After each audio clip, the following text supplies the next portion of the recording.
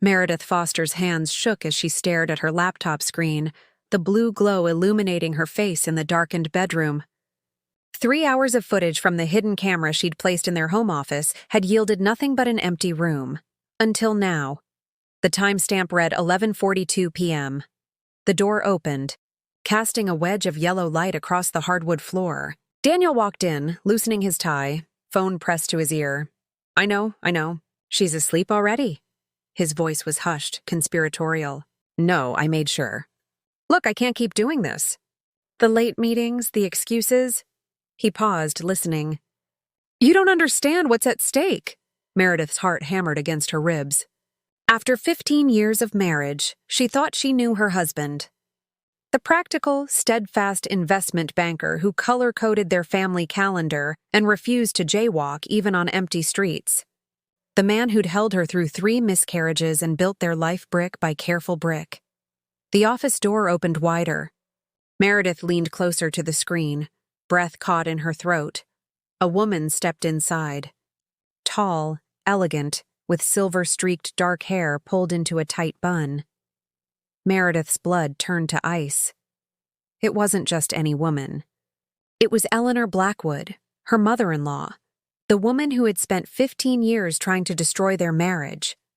6 months earlier. "I think we should invite your mother to stay with us for a while," Meredith said over breakfast, sliding a plate of avocado toast toward Daniel. Morning light streamed through the kitchen windows of their Brooklyn brownstone, catching the gray at his temples. At 43, those silver threads only made him more handsome. Daniel looked up from his Wall Street Journal, eyebrows raised. "My mother? The same Eleanor Blackwood who told you at our wedding that white wasn't your color? The woman who sends you exercise equipment for Christmas?" Meredith sighed, tucking a strand of auburn hair behind her ear. "The same. Look, she's just had hip replacement surgery. She can't manage that big house alone during recovery." "We could hire a nurse," Daniel suggested, reaching for his coffee. "On our budget? After the basement renovation?" Meredith shook her head. "Besides, she's family. It's the right thing to do." Daniel studied his wife's face. At 41, Meredith had the same quiet determination she'd had when they'd met in graduate school. Her green eyes missed nothing, and her compassion, even toward Eleanor, was one of the reasons he'd fallen in love with her. "You're a better person than I am," he said finally. "But you know how she is. Nothing is ever good enough, especially when it comes to you." Meredith shrugged, but the movement was too casual, too practiced. "I've survived 15 years of Eleanor Blackwood's disapproval. I can handle a few months." What she didn't say, perhaps this was their chance to finally repair the relationship. Perhaps Eleanor would finally see how hard Meredith had worked to build a good life with her son. "If you're sure." Daniel looked uncertain. But Meredith nodded firmly. "I'm sure." Eleanor arrived 3 weeks later, bringing with her 4 suitcases, a dossier of dietary restrictions, and the imperious attitude that had intimidated boardrooms during her career as a corporate attorney. "Daniel!" she exclaimed, embracing her son in the foyer. "You look tired. Are they working you too hard at that firm?" She turned to Meredith, her smile cooling several degrees. "Meredith, the house looks cozy." Cozy. Eleanor's code for small and unimpressive. "We're happy to have you, Eleanor," Meredith said, accepting a stiff hug. "Let me show you to your room. We've converted the office temporarily." "Oh, I wouldn't want to displace anything important." Eleanor's eyes swept critically over the living room. "Though I notice you still haven't replaced that sofa. I mentioned on my last visit how dated it looks." Daniel shot Meredith an apologetic glance. "Mom, we love that sofa. Now let me take your bags up." That first evening set the tone. Eleanor questioned every decision, from their choice of neighborhood, so far from the better schools, to Meredith's career as an environmental lawyer. Such modest compensation for all those hours. By bedtime, Meredith's jaw ached from maintaining her smile. As she applied moisturizer in the bathroom, Daniel appeared in the doorway. "I'm sorry," he said quietly. "She's just set in her ways." Meredith nodded. "It's fine, really. But it wasn't fine. Over the following weeks, Eleanor's presence expanded like a gas, filling every corner of their home. She rearranged kitchen cabinets while Meredith was at work. She questioned their financial decisions over dinner. She scheduled appointments without telling them and expected Daniel to drive her. Most concerning, she began pulling Daniel into increasingly frequent private conversations that stopped abruptly when Meredith entered the room. "Family business," Eleanor would say dismissively. Daniel began arriving home later, citing client meetings and market volatility. When he was home, he was distracted, checking his phone constantly, stepping out to take calls. "Is everything okay at work?" Meredith asked one night as they got ready for bed. "Fine," he said, not meeting her eyes. "Just a complicated deal structure. Nothing to worry about, but she did worry. Especially when she found a receipt for an expensive restaurant downtown. On an evening when Daniel had claimed to be working late." "Oh, that," he said when confronted. "Last-minute client dinner. I forgot to mention it. Meredith had been a litigator long enough to recognize evasion. Something was happening, and it had started when Eleanor arrived. Her suspicions crystallized. The evening she came home early with a migraine to find Eleanor and Daniel in heated conversation in the kitchen. "She doesn't need to know," Eleanor was saying. "It would only complicate things." "It's not right," Daniel replied. "I can't keep—" He stopped abruptly when he noticed Meredith in the doorway. "Can't keep what?" Meredith asked, looking between them. "Work stress," Daniel said quickly. "Mom thinks I'm bringing too much home." Eleanor nodded, but her eyes held something calculating. "Daniel works too hard. But then, someone has to provide security." The implication that Meredith's career didn't contribute meaningfully hung in the air. That night, Meredith lay awake beside her sleeping husband, staring at the ceiling. Was he having an affair? Was he in financial trouble? Was Eleanor encouraging him to leave her? After 15 years together, why didn't she trust her enough to tell her the truth? The next day she ordered the camera. Now, watching her husband and mother-in-law huddled in their home office at nearly midnight, Meredith's suspicions roared to life. On screen, Eleanor spoke urgently, her aristocratic features tense. "I've made the arrangements. The paperwork is ready." "This feels wrong," Daniel said, running a hand through his hair. "Lying to my wife?" "Sometimes protection requires difficult choices," Eleanor replied. Meredith wouldn't understand. "She's always been idealistic. Another of Eleanor's coded insults. Naive, impractical. "We should tell her," Daniel insisted. "And risk everything?" "No." Eleanor shook her head firmly. "This stays between us until it's done." Meredith closed the laptop, her mind racing. What were they planning? Divorce papers? Some kind of financial scheme? She slipped out of bed and padded to Daniel's desk. His laptop was there, closed but not locked. He always forgot to log out. She hesitated only a moment before opening it. His email revealed nothing unusual. Calendar, normal work appointments. She checked his browser history, then document folders. In a folder labeled Personal, Tax 2025, she found a subfolder named Mother. Inside was a document titled Riverdale Agreement. She opened it, scanning quickly. It wasn't divorce papers. It was worse. The document detailed the purchase of a luxury retirement apartment in Riverdale, using their joint savings account. Over $400,000, nearly all of the money they'd spent years accumulating for their dream of adopting a child. Attached emails showed Daniel and Eleanor had been planning this for months. Eleanor had manipulated her way into their home to finalize the details, while systematically trying to drive a wedge between Meredith and Daniel. Meredith sat back, stunned. Her husband hadn't been having an affair. He'd been conspiring with his mother to spend their adoption fund on a retirement home Eleanor couldn't afford after a series of bad investments she was too proud to admit to. The betrayal, cut deeper than infidelity. This was their future. Their chance at parenthood after years of fertility heartbreak. She heard footsteps on the stairs. Quickly, she closed the laptop and slipped back to bed, mind spinning with what she'd discovered. Daniel entered quietly, undressing in the dark before sliding under the covers.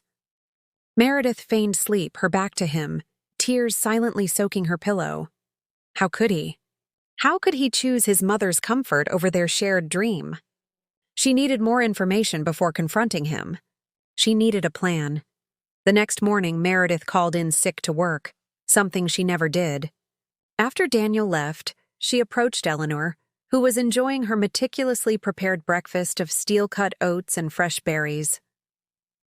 "Eleanor," she said pleasantly, "I was thinking we could have lunch today. Just us girls." Eleanor looked surprised, then suspicious. "That would be nice. Though I had planned to rest my hip." "Oh, we won't go far. There's a lovely little place just down the block. They make an excellent lobster bisque, Eleanor's favorite." As Meredith well knew, well, in that case. Eleanor nodded regally. At the restaurant, Meredith waited until they were settled with their soup before beginning her careful interrogation. "Daniel seems stressed lately," she commented. "More than usual." Eleanor stirred her bisque. "The financial world is demanding. My late husband was the same way. I wonder if it's something specific," Meredith pressed. "He mentioned concerns about market stability affecting our investments. A flicker of something, alarm, crossed Eleanor's face. "I'm sure Daniel has everything well in hand." "Probably," Meredith agreed. "Though I was thinking of checking our accounts, maybe moving some funds to safer vehicles." She watched Eleanor carefully. "Especially our adoption fund." Eleanor's spoon froze halfway to her mouth. "Adoption fund?" "Yes," Meredith said evenly. "The savings we've been building for 5 years. For our child." Eleanor set down her spoon. "Meredith," she said, her voice gentler than Meredith had ever heard it. "I don't know how to tell you this, but Daniel has confided in me that he's changed his mind about adoption." The lie was so breathtaking that Meredith nearly laughed. "Has he?" "He doesn't know how to tell you," Eleanor continued. "He knows how much it means to you. But at his age, starting over with a child, he's worried about retirement, about security." Meredith nodded slowly.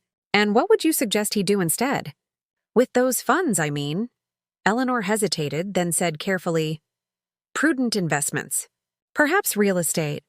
Like a retirement apartment in Riverdale?" Meredith asked softly. Eleanor went very still.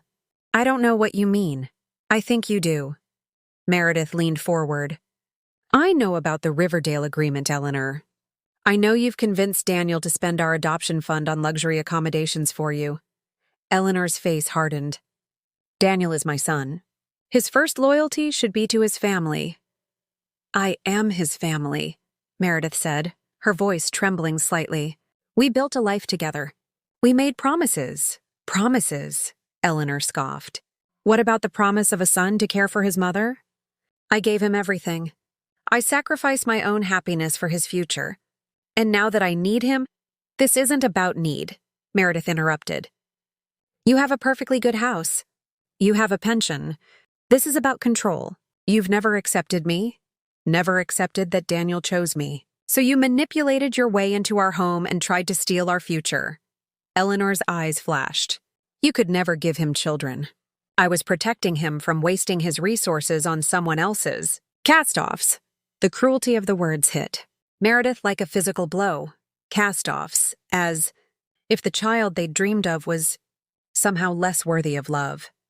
"Daniel will choose me," Eleanor continued, regaining her composure. "He always has. Blood is thicker than water, Meredith." Meredith stood, throwing money on the table. "We'll see about that." That evening, Meredith waited in the living room. She'd spent the afternoon gathering evidence, emails, documents, the video footage, and preparing what she would say. Daniel arrived at 7, looking exhausted. He stopped short when he saw Meredith sitting in the darkened room. "Mir? What's wrong? Are you sick?" "Where's your mother?" Meredith asked calmly. "Book club. Won't be back until 9.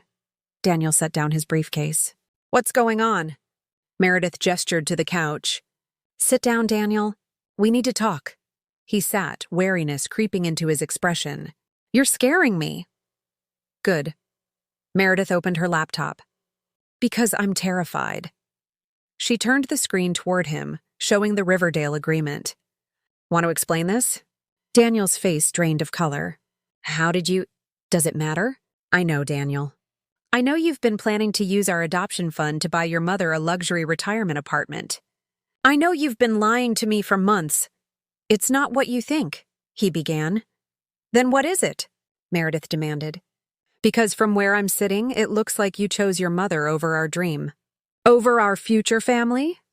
Daniel ran his hands over his face. She lost everything, he said finally. Bad investments. A scam she was too embarrassed to admit falling for. The house has 2 mortgages she can't pay. She was going to be homeless, Mare. And you couldn't tell me this? We couldn't figure out a solution together? She made me promise not to tell you. Daniel stood, pacing. She said you'd use it against her, that you'd gloat over her failure. After 15 years, that's what you think of me? Meredith's voice broke. That I'd gloat over an old woman's misfortune? Daniel stopped pacing. No, he admitted. But Mom was so insistent, so afraid. And then she suggested using the adoption fund. Just temporarily, she said. We'd pay it back. When? Meredith challenged. How? We're both in our 40s, Daniel. Our window for adoption is closing. Agencies already look at our age as a negative factor. If we start over saving now, I know, he whispered. I know it was wrong. But she's my mother, Mer. What was I supposed to do? Talk to me! Meredith stood now too, tears streaming down her face. We're supposed to be partners. Instead, you sneak around with your mother, planning to derail our entire future without even consulting me. Daniel reached for her, but she stepped back. Don't. Meredith, please. We can fix this, can we? Because your mother told me today that you've changed your mind about adoption. That you think it's a waste to spend money on, what did she call it? Someone else's cast-offs? Daniel looked stricken. I never said that. Never. You know how much I want this too. Do I? Meredith shook her head. I thought I knew you, Daniel. I thought after everything we've been through, the fertility treatments, the miscarriages, building this life together, I thought we were solid. But you chose her. Again. That's not fair, Daniel protested.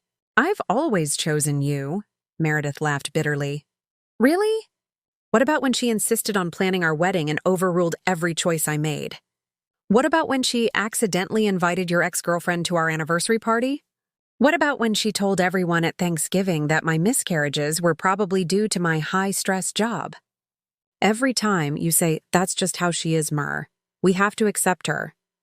When do I get accepted, Daniel? When do I become the priority? Daniel sank back onto the couch, the weight of her words visibly hitting him. You're right, he said quietly. I've been a coward. With Mom, with you, I thought I was keeping the peace, but I was just avoiding the hard conversations. Well, we're having one now, Meredith said, crossing her arms. I want you to choose, Daniel. Once and for all. Your mother's manipulation or our marriage. Because I won't live like this anymore. The front door opened, and Eleanor walked in, stopping short at the scene before her. What's going on? She demanded. Book club was canceled, so She spotted the laptop screen. What have you done? She hissed at Meredith. I discovered the truth, Meredith replied evenly, about the Riverdale agreement. About your plan to take our adoption fund. Eleanor turned to Daniel, outrage on her aristocratic features. You told her? After you promised? He didn't have to tell me, Meredith said. I found out on my own. And now Daniel has a choice to make. Eleanor drew herself up. Daniel knows his obligations. Family comes first. I am his family, Meredith said firmly. I have been for 15 years. A marriage certificate doesn't make you blood, Eleanor sneered. Enough. Daniel's voice cut through the tension. He stood, looking more decisive than Meredith had seen him in months. Mom, sit down. Eleanor blinked, unused to being commanded by her son. Reluctantly, she perched on an armchair. I've been a fool, Daniel said, looking between the two women. Mom, I love you. But what you asked me to do was wrong. Taking Meredith's and my savings without her knowledge or consent, money we've earmarked for building our family, that's not just financial betrayal. It's a betrayal of everything Meredith and I have worked toward. I raised you, Eleanor protested. I sacrificed everything for you. And I'm grateful, Daniel said firmly. But parents are supposed to want their children to build their own lives, their own families. You've never accepted Meredith. You've never respected our marriage. Instead, you've spent 15 years trying to come between us, and I've let you, because it was easier than standing up to you. Eleanor's face flushed with anger. So you'll let me lose my home? End up in some dreary state facility? No, Daniel sighed. We'll help you, but not with our adoption fund. We'll figure out another solution. Selling your house, finding affordable senior living, maybe a small apartment we can help with. But the decision will be made together, with Meredith as an equal partner, not behind her back. And if I refuse? Eleanor challenged. Then you'll have to manage on your own, Daniel said quietly. Because I won't sacrifice my marriage or our dreams for your pride anymore. Eleanor stood, trembling with rage or shock, perhaps both. I never thought I'd see the day when my own son would choose. My wife, Daniel finished. My partner. The woman I promised to build a life with. He turned to Meredith, his eyes pleading. If she'll still have me. Eleanor looked between them, realization dawning that she had finally pushed too far. Without another word, she turned and walked stiffly upstairs, back straight with wounded dignity. In the silence that followed, Meredith and Daniel faced each other across the wreckage of trust. I'm so sorry, Daniel whispered. I was weak. I was wrong. Meredith felt tears threatening again. How do we come back from this? How do I trust you again? Daniel took a tentative step toward her. One day at a time. With complete transparency. With me finally being the partner you deserve. He reached for her hand, and this time, she let him take it. I love you, Mer, more than anything. Please give me the chance to prove it. 3 months later, Meredith stood in the empty office, now restored from Eleanor's bedroom to its original purpose. Afternoon sunlight streamed through the windows, warming the hardwood floor. The last 3 months had been a crucible. Eleanor had moved out the week after the confrontation, refusing assistance at first. Pride, always her defining characteristic. But reality eventually prevailed, and Daniel had helped her sell her house and find a modest but comfortable one-bedroom apartment in Queens. Not Riverdale luxury, but safe, clean, and within her means once the house sold.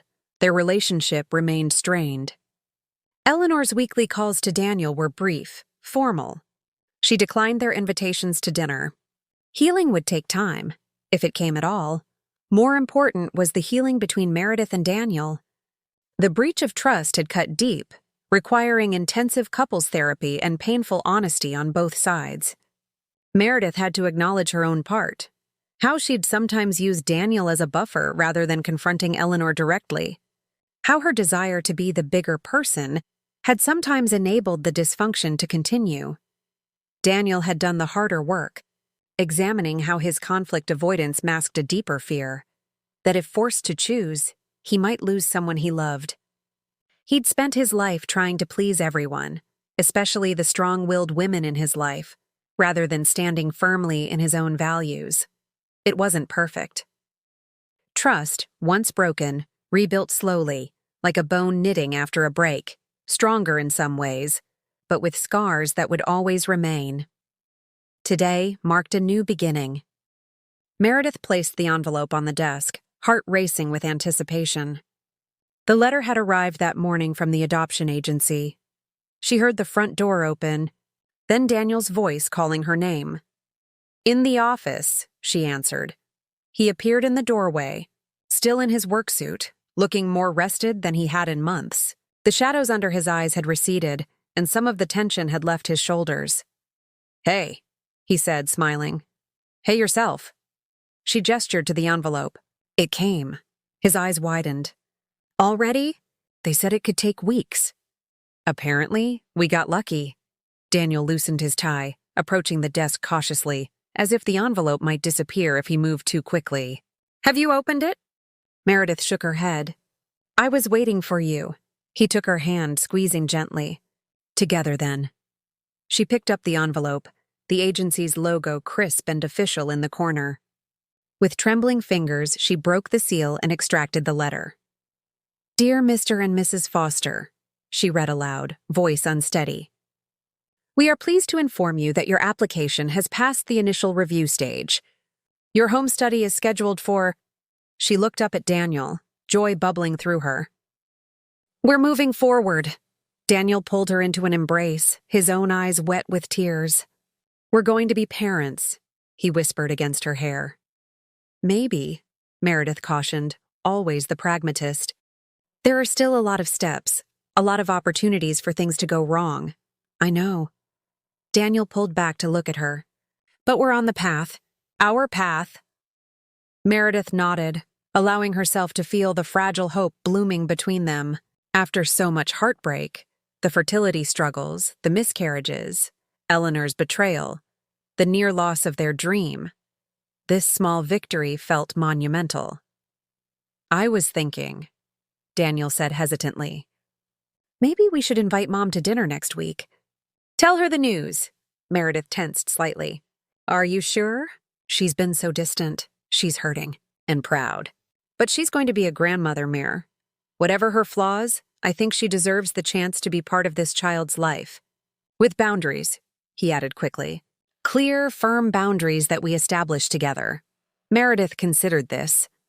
Part of her wanted to protect their fragile new beginning from Eleanor's potential disapproval, but another part recognized that healing couldn't come without opportunity. "Okay," she said finally, "but at a restaurant. Neutral territory."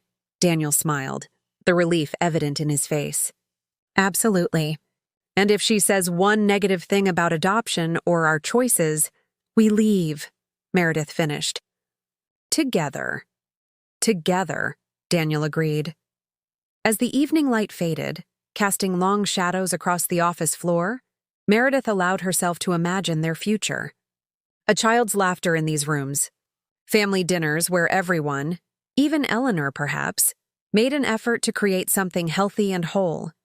A life built on honesty rather than avoidance, on collaboration rather than control. It wouldn't be perfect. Families never were, but it would be real. And after everything they'd been through, real was enough. Daniel put his arm around her shoulders. "What are you thinking about?" Meredith leaned into him. "The hidden camera," she admitted. "How I never expected to catch your mother instead of an affair." Daniel chuckled softly. "Life's full of surprises." "Good and bad," Meredith agreed. "Mostly good," Daniel said, looking at the adoption letter on the desk. From now on, mostly good. Meredith wasn't naive enough to believe that entirely. Life would always bring challenges. Eleanor would always be Eleanor. Marriage would always require work. But standing in their office, soon to be a nursery, with the adoption letter before them and Daniel's arm around her, Meredith chose to believe in the possibility of mostly good. Together, they switched off the light and closed the door on the room that had nearly torn them apart. The room that would soon welcome a new life into their family. And that wraps up today's story. Now we want to hear from you. Where are you watching from? Drop your city or country in the comments, and let's see how far these stories reach. If this story moved you or gave you chills, give it a like, share, and subscribe for more powerful stories. One last thing, rate the story from 1 to 10 in the comments. Your feedback helps us bring you even better ones next time. Thanks for watching. We appreciate you being part of this storytelling journey.